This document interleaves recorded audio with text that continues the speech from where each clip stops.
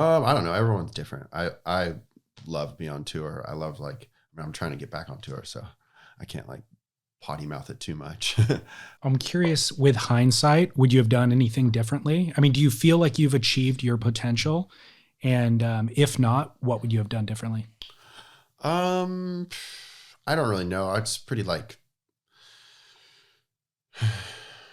I wouldn't have put as much pressure on myself. Um, but that being said, like that made me like work to the bone and it got me to where I was. I kind of still feel that way. Like, I'm just good when I'm just working and just going and just like mowing over life instead of like, I can't sit and talk or not talk, but just like sit and relax and think about it. And then like the contest comes and I'm just like super confident. Like I need to like build my confidence every day and feel like I'm tired so I could go to bed, like all those things.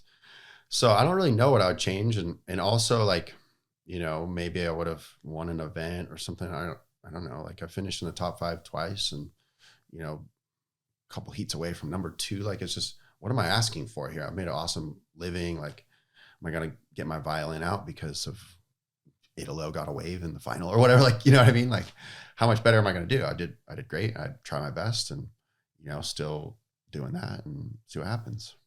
It's a weird tension where you want to feel satisfied, like with those results. Yeah. But if you feel satisfied, you become complacent.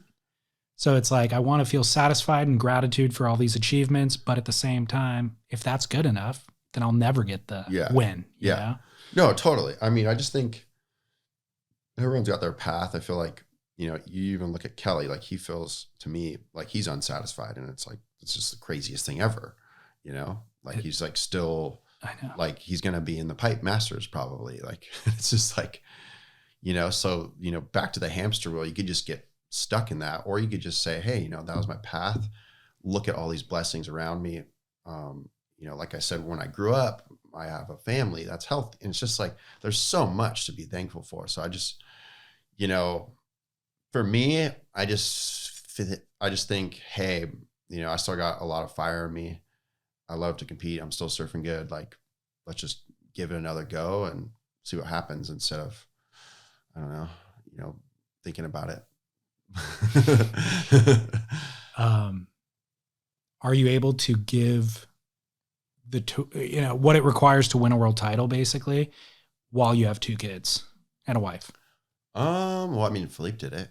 I don't know what his relationship in-house is with his family. Joel did it while his kids were on tour with, like, bringing them to events. And his kids he was an interesting circumstance because he almost had his kids so young that by the time he was like in his prime, his kids were like humans, not like where you had to like keep them alive every day. Yeah. I think it's possible. I mean, winning a world title, like I'm just trying to like make it to the challenge right now. So let's just go one step at a time. But I mean, it's definitely possible. And I think it really, it falls on the shoulders of the woman really that you like decided to have kids with. Whereas my wife is a rock star and my life hasn't changed very much. So, I've just been really blessed in that way. Because Kelly Slater was the example that we all saw for so long, I just figured you had to be, solely focused on this one pursuit to get to that level. And Gabriel was that way too.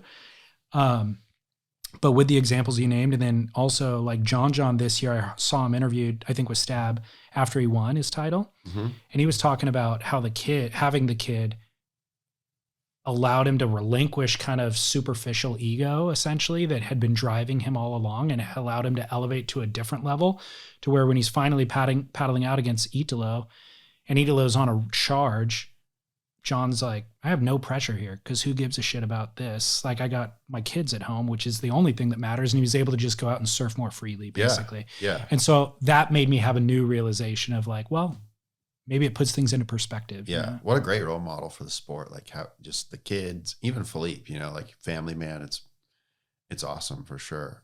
I agree. I mean, just like watching the birth of my daughter, who's my oldest child of my 2 kids.